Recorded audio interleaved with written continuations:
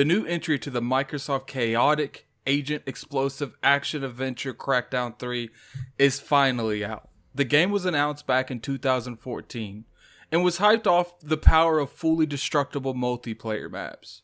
With a few updates and delays, the game is finally out, and today on February the 17th, 2019, I'll be reviewing the game off my experience in the 12 hours of playing the game. Now keep in mind, this is my opinion of the game and should be taken as such.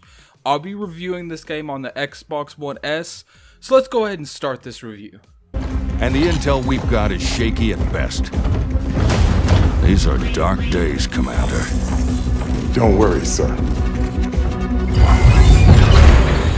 We're here to light shit up. In terms of graphics, Crackdown 3 is not eye candy by any means. However, it's not as bad as the community wants you to believe it is. The game just looks average. Some areas look amazing while others have low res textures.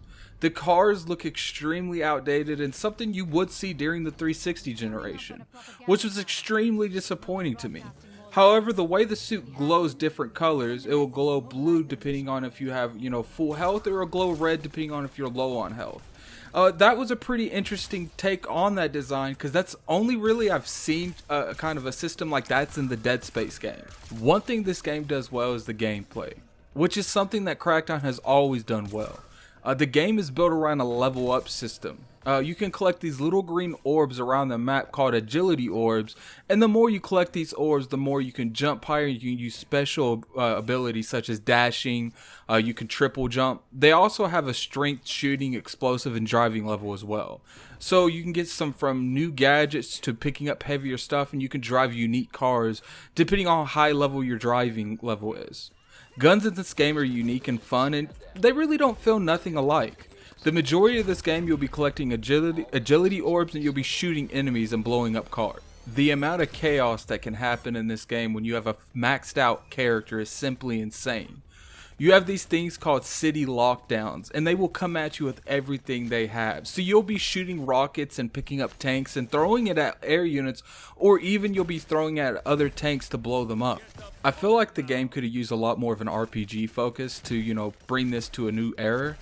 For instance, right now, the way that Crackdown 3 has, they have these, you have different agility, strength, shooting, explosives, and you have driving.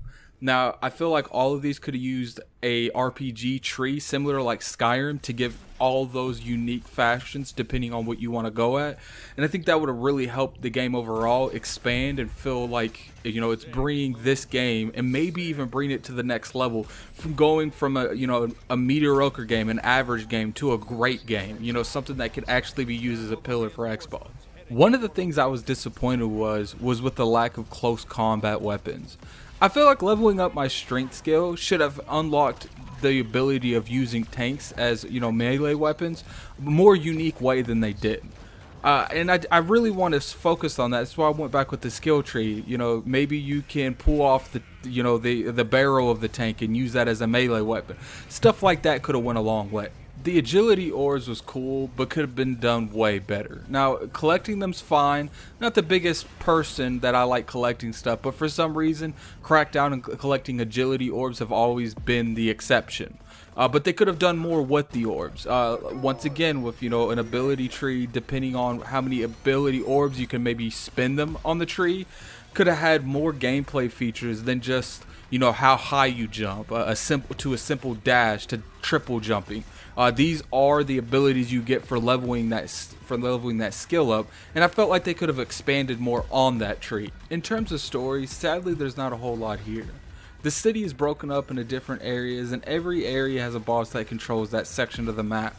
So put it simple, you have these certain side missions that when you do them all, you force that boss out of hiding. And when you do force the boss out of hiding, you go to that section of the map that they're at and you take them out. When it comes to the bosses, just picture a shell of the Nemesis system from the Middle Earth games, but nothing as detailed as they accomplished in those games. You just do the same mission until the boss shows up, then you kill the boss, rinse and repeat. With the maxed out agent, you can actually do all these in just a few hours, easy, like it's nothing. The best thing about this game is it does have a drop in and drop out co-op experience. You can do this with one of your friends. Ending did have a unique twist, and I'm beyond surprised about it, but it wasn't nothing special, and every game isn't promised a sequel regardless how the game ended. Wrecking Zone is the multiplayer for Crackdown 3. To be honest, it seems like it was not really well thought of at all, and it seems like the focus was to make the maps fully destructible, and they failed at that. Some of the map is clearly not indestructible. There are portions of the map, I will call it like the foundation of the map, that you can't destroy regardless. So I think that was, you know, a little bit of false advertising. I wouldn't go as far as saying it was false advertising, but it was a little bit disappointing.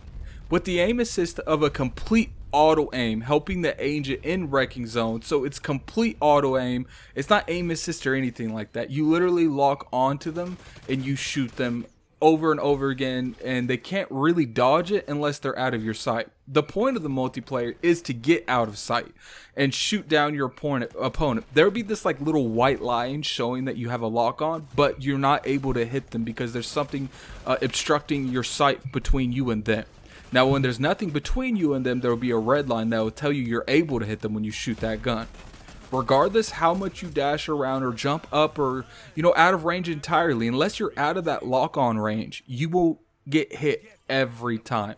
And I felt like this really hurt the experience because I felt like sometimes I got enough distance between us that there's no reason why he'd still be shooting me. But if it's a red line and he has you locked on, he's probably going to hit you every time. One of the things that I feel like they can improve on Wrecking Zone is I feel like if you break line of sight, it should break the lock on entirely. That way when you have someone lock onto you and you go behind, like, let's say a building or something where normally there'd be a white line, it should completely stop the lock on mechanic in general. That way they have to guess where you're going to resurface. That way, you know, it makes the multiplayer a little bit more enjoyable and a little bit more competitive, which I don't think, you know, competition was really something they were thinking when they were making this. I also think that they should have done like kind of like a Halo and Gears where they put power weapons on the map and you have to fight agents for them. So that would have gave it a lot more of a competitive feeling, and it would have gave a lot of, I don't know what the power weapons would have been, to be honest with you guys. I don't really know. Maybe only rockets can actually do damage to the buildings, and, you know, like shotguns and stuff like that.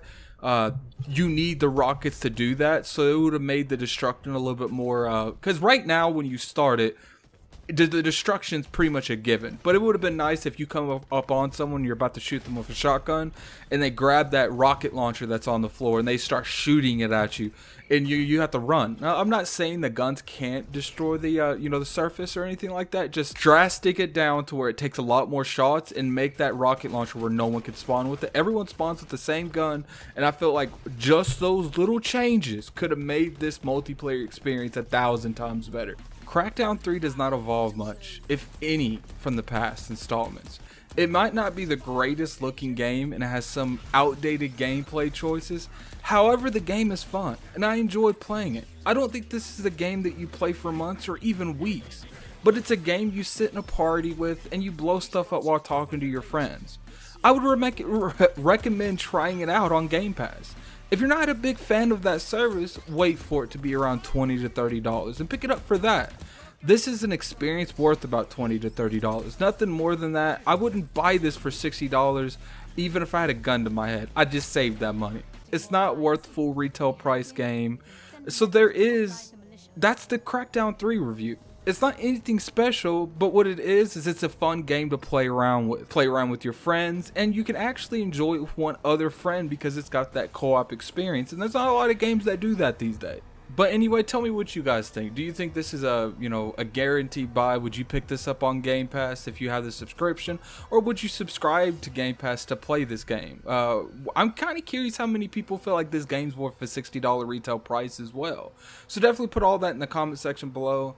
Definitely like this video if you felt the video was good enough. Go ahead and share this video to Twitter, to any kind of social media. I like my voice to get to as many people as possible.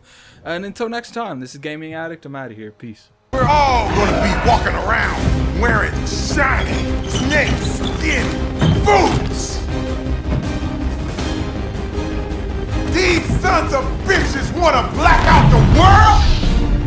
Not on our watch. We are the goddamn